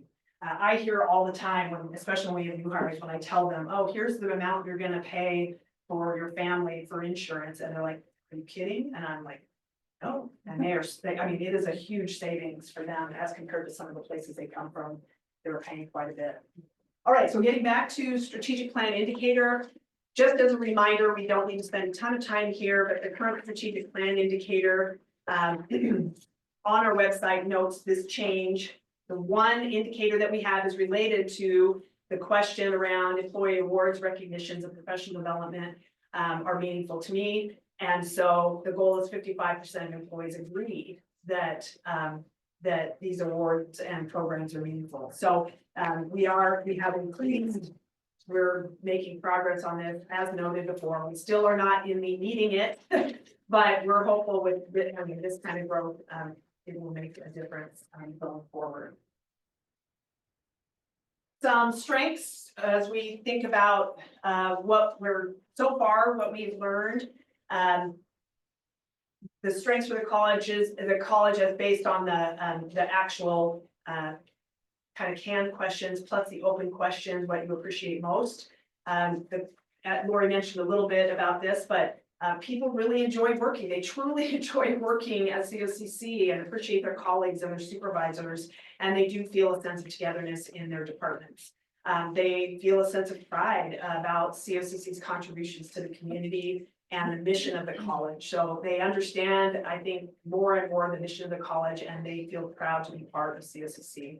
And then they do acknowledge and appreciate the benefits that we have that allow them to have family time, to feel secure in their work and their salaries, and having time with their families at important times of the year. So we're very fortunate that we're able to do all these things and have this as outcomes. Now, areas for improvement, Lori mentioned some of these.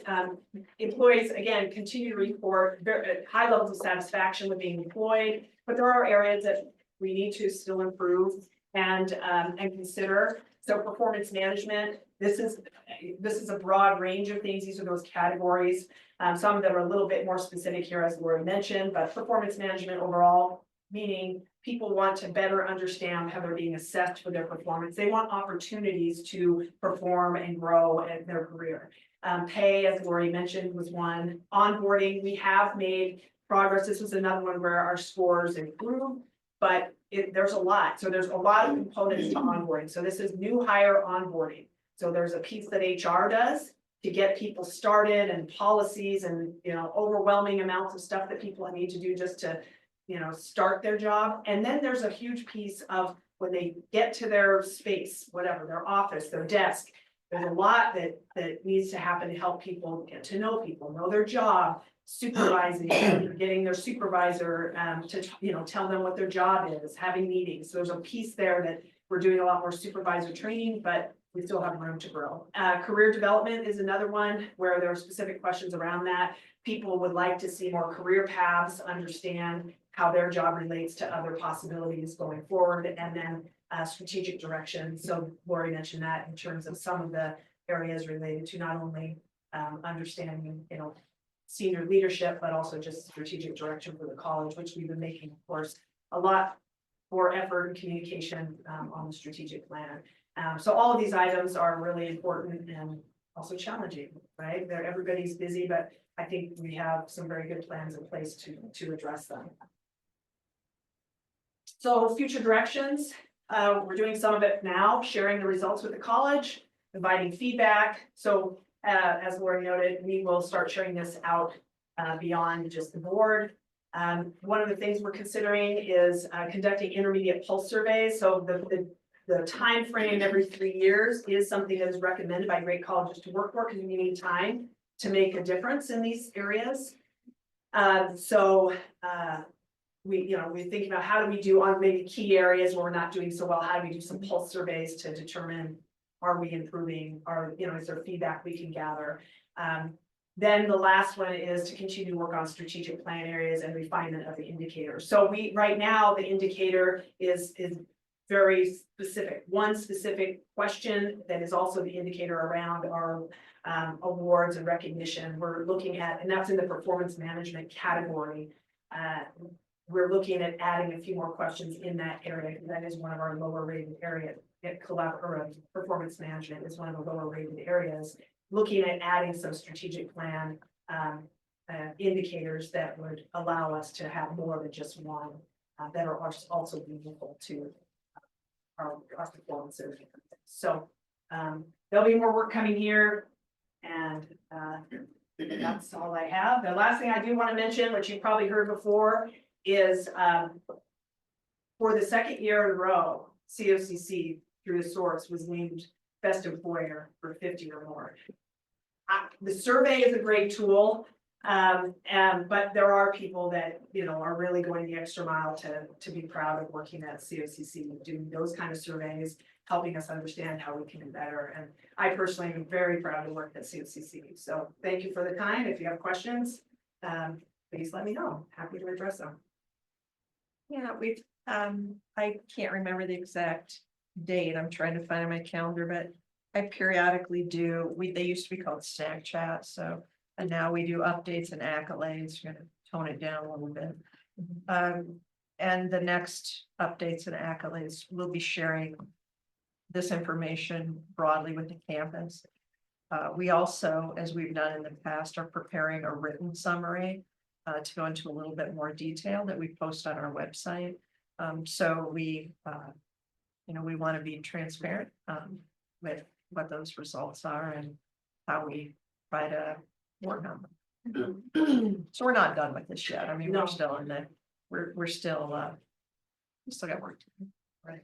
Any questions or comments of any kind? Thank you very much. All right. Thank you. Thank you for sharing. That's your job, not mine. That's your job. Okay, so next up on the agenda, we have Board of Directors Operations. And first up, we have committee updates, and Erin Foot-Morgan, would you like to give the committee update? So the advocacy committee met on November 15th. It was Lori and Lucas and Erin and myself and Laura. We talked a little bit more about how to align the advocacy committee's planning and strategy with sort of internal strategy at the college around outreach engagement and any of Lucas's work that might come up around connection with OCCA's agenda and just the big picture there was really helpful, and we kind of came away with a few key steps for the group. We are excited to have members of our committee and Lori and Lucas connect with elected leaders in the region who were just confirmed to their positions this fall. So we'll be talking about that a little bit more at our upcoming meeting, which is next Friday. We also talked a little bit about refining some of COCC's specific areas of like prioritization around OCCA's agenda. Lori followed up with us a little bit more about some of those things in the meantime, and we'll talk more about what of all of OCCA's agenda do we care most about, and how do we support specifically on that. We also, we're kind of expecting out of our meeting next week to talk a little bit more about things that I think we may bring back to you guys in our January meeting around specifically how we intend to engage with this session going forward. And then kind of on our long-term horizon is just helping to set up the new president when they do come around some key relationships in all of our district, all of our zones. So we may come back to all of you with sort of who's most important for the president to get to know in your zones, and maybe you'd be up for helping to bridge some of those gaps so that we can have really strong relationships with key community members for issues as they come down the pike. So all of that, I hope you see the kind of 3 areas, you know, some of those strategic goals that we talked about in our last meeting. Well, thank you. Mhm. Looking forward to that. Okay, and then we have an OCCA board update with Erin Lewis. Yeah, we had a board meeting last week. A few points jumped out at me. The first is that they're reviving the Oregon Community College Student Association to give students more opportunity for voice in the Yeah. state. And Lucas, I don't know if Interesting.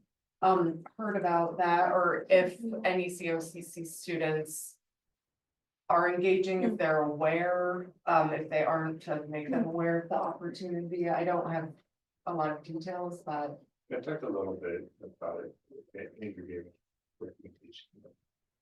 awesome. Okay, great. So, you know, it's, they're reviving it. So I think it's a work in progress that seems like a great opportunity.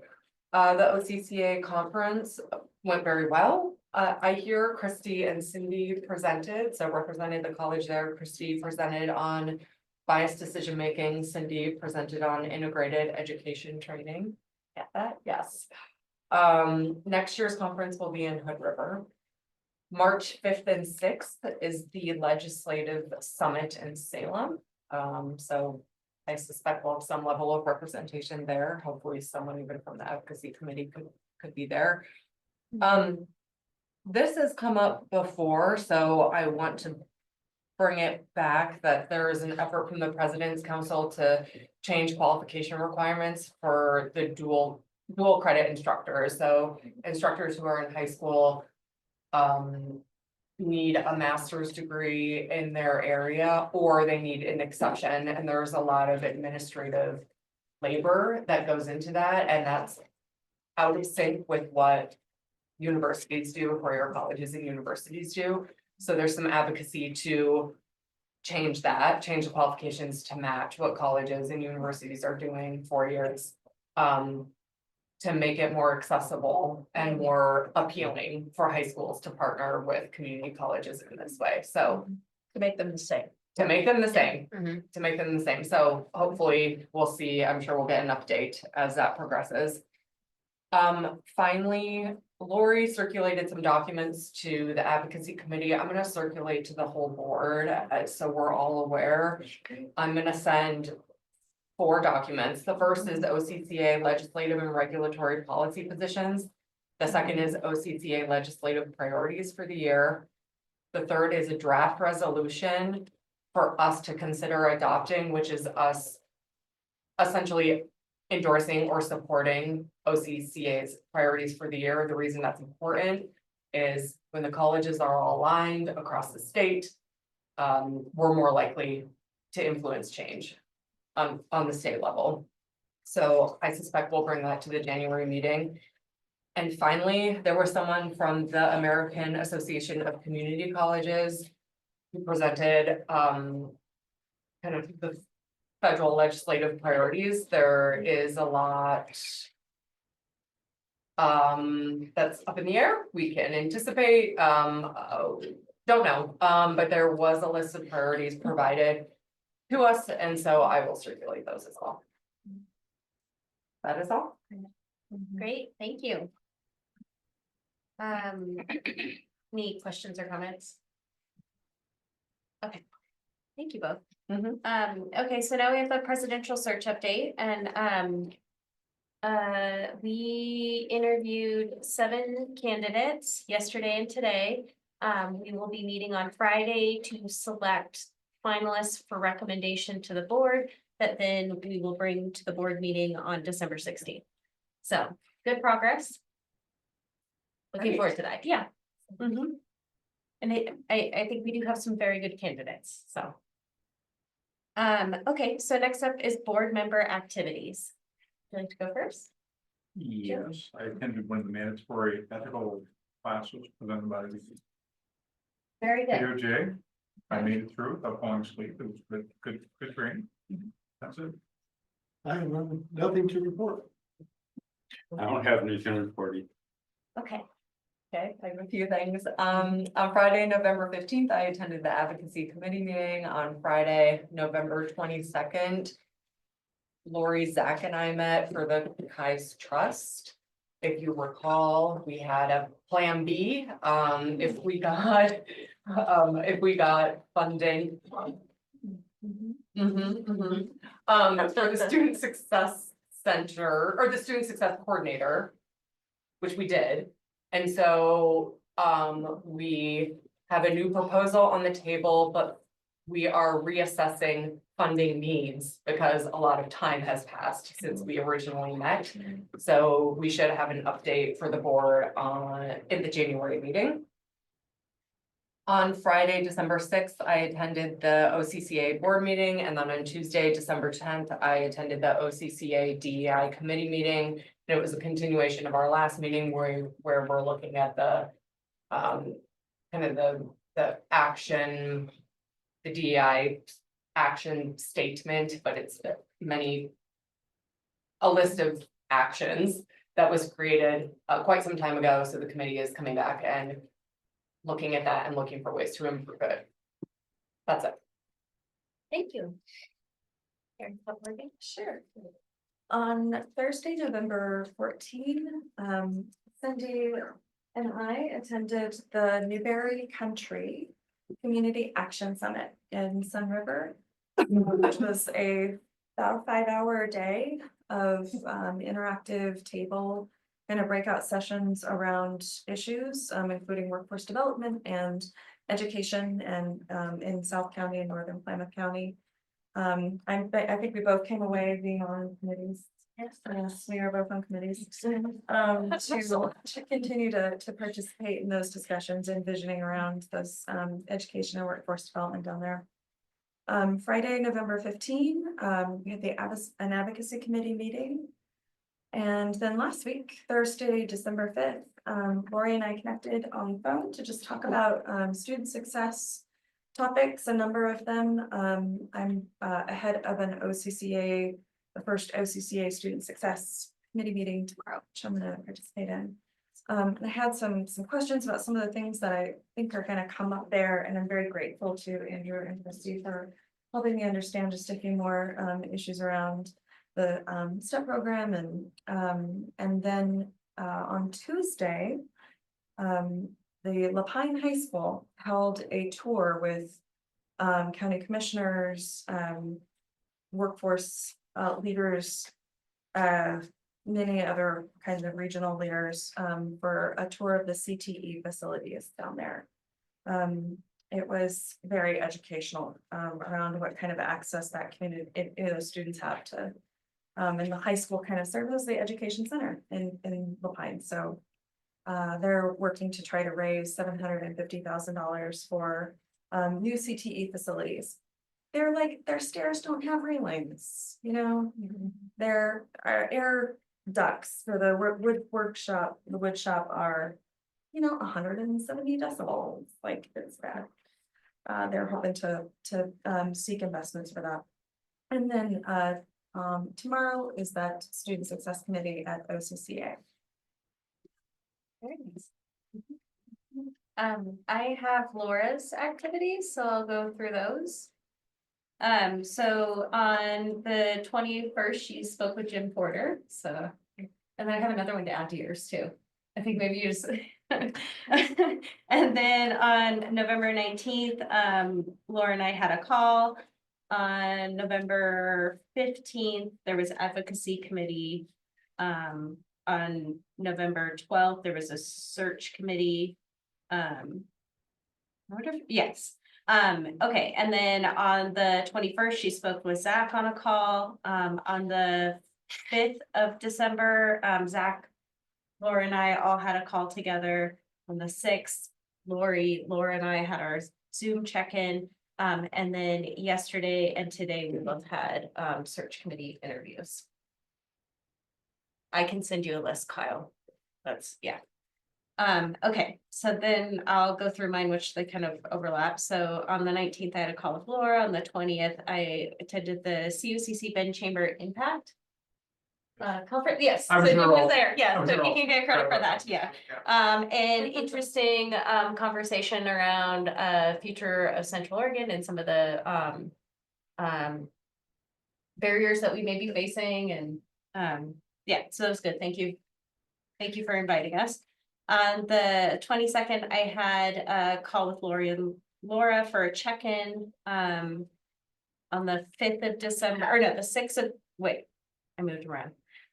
There's been a lot of check-ins. The 5th of December, I had a call with Laura and Zach. Then on the 6th of December, I had the check-in with Lori and Laura.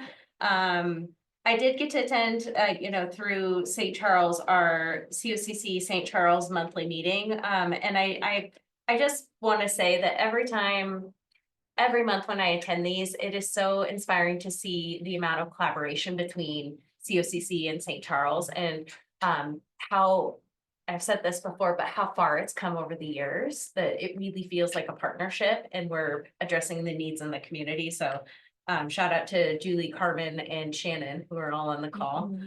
And then yesterday and today, presidential search committee activities underneath the air return. I won't make anybody else sit under it, so I'm sure I'll be under it on Friday, but my eyes are really dry, so. Can I just say, we've, the board has asked, and I think this is whatever it's worth, I think it's a great idea, that there are now committee reports, as part of the regular board meeting. I would encourage folks, because Tyler and I don't necessarily know all of them, so if I had known DEI, we would have put it on, and for student success, so if you're thinking, maybe Kyle and Lori don't know to put this on the agenda, send us a note saying, hey, DEI matter, student success. For Kai's, I didn't think of that, because we don't want to miss that, and sometimes we do miss I things. feel like they need to be separate agenda items or just kind of our updates. I mean, what's the It's absolutely up preference to you, of I us? just don't want to. So maybe you to if feel there's left out. something more substantial, we can add it as an Yeah. agenda item, but otherwise. Just It's in your- okay in our. Just regular- okay in our Okay, updates. okay. That works for me. Yeah, okay. That's fine. Okay, great, didn't Yeah. want to leave anybody. Yeah, out. no, Yeah. do not feel left out, Yeah. thank you. Really quickly, I know we passed this, but can you just tell us what we will do in that 30 minutes on December 16 around that presidential search meeting? It's such a short meeting. Yes. Can you So- just help us understand? Yeah, so the advisory committee will recommend finalists. And the board will approve the finalists, and then we will move through the process to bring them on campus to do the interviews. Will we get to see their application materials or anything in advance? Or it's simply, here's a list of names No, just typically, and, it's discussion of the applicants that they recommend that we should. yes, yes. And that's what their job was for the last 60 days. Right, I guess to the point of Yes. like, it's only 30 minutes, like how So, but some when sort of we get down to the background, interview process, you will have access right? Yeah. to their Right. resumes, discussion points. and all that. I can speak to that a little. Yeah. After Friday, when the final list of Yes. finalists plural are recommended by the committee, those will be sent to the full board, but the application materials. Thank you. Yes. Okay. Okay, so next up is the president's report. Oh, Yes, we're here. Yeah, I have three things. I wanted to note a couple of grant achievements. Recently, we received word of receipt of $10,000 in funding from the Bloomfield Family Foundation to improve and increase diversity in our COCC programs. And what this involves is some outreach to rural middle schools around science programming and some science bridge programming for incoming freshmen. And this grant has been led by Teresa Deschaux, one of our wonderful science instructors, and the formidable Tony Russell as well, providing support. I do say good things about you. Yeah, it's noted. Also, we received from the Maybelle Clark McDonald Foundation, $300,000 for Madras, which is a great achievement. And I wanted to note one of the events on campus that I just think is lovely and wonderful and generous. And I think it originates with our ECE program and our foundation Student Success Committee. Am I right on that, Zach? It's called the Green Snowflake. And the Green Snowflake is an event that's held every December where students can come and shop for Christmas and access donations of new or gently used toys, books. They can also go to the Clothing Connection and find clothing for their children or family members. It provides Christmas gifts and to folks who need a little extra support. And lots of people donate to this. It's a very cool event. I think in previous years, it's been on a specific evening. This year, it occurred over a series of days, December 4th through the 11th. And folks could just stop by in the an area near the Clothing Connection and shop. And they could also wrap their gifts when they found things. It's just a lovely event, and a lot of people just take a lot of joy in putting it together for our students every year. And so this year, obviously today was the last day, but next year it might be something to keep in mind if you have some good quality toys and books and clothing that folks might enjoy for their children. Zach, did I miss anything? You nailed it, thanks. And then wonderful. Any questions? Okay, so next up, we have a number of dates here. So Sunday, December 15th, the fall term ends. Monday, December 16th, we will have our special board of directors meeting. Friday, December 20th, the advocacy committee meeting meets again. December 23rd through 27th, CFCC is closed for winter break. Wednesday, January 1st, closed for New Year's Day. Thursday, January 2nd, Bobcat orientation at the Redmond campus from 12:30 to 4. Friday, January 3rd, Bobcat orientation at the Big campus from 8:15 to 12. Friday, January 3rd, there's a lot of activity. Bobcat orientation via Zoom, 2 to 4:15. Monday, January 6th, winter term begins. Wednesday, January 8th, board of directors meeting again. We'll be back here. Anything else? Can I give up for the season of nonviolence was announced? What? Yeah. Yes. So the kickoff is pretty awesome. Reverend Naomi Tutu, daughter of Desmond Tutu, will be at the Tower Theater. It's free on Monday, January 27th. Correct. So. And Get your ticket. Christy left, yeah, I mean, it may be sold out. I'm guessing it'll be sold out by the end of this week. There are over 350 tickets sold out today. Thank you for mentioning that. Yeah. Can you get us a list of all the season on violence events in the Yeah. January board packet? Yeah. But since you mentioned that, there's been a special thank you to First Story and Faith Friends for their continued support of season on violence for the third year in a row, makes these programs. It is sold out. Yeah, sorry. Oh, well, It opened 2 days ago. Yeah. I'm Wow. sorry. It's That's free great, and it's, though. it's That's Reverend- fantastic. Reverend Tutu and free, and yeah. there should be a wait list. And speaking of dates, for clarity, someone had asked about our availability for presidential interviews in January, or are you getting?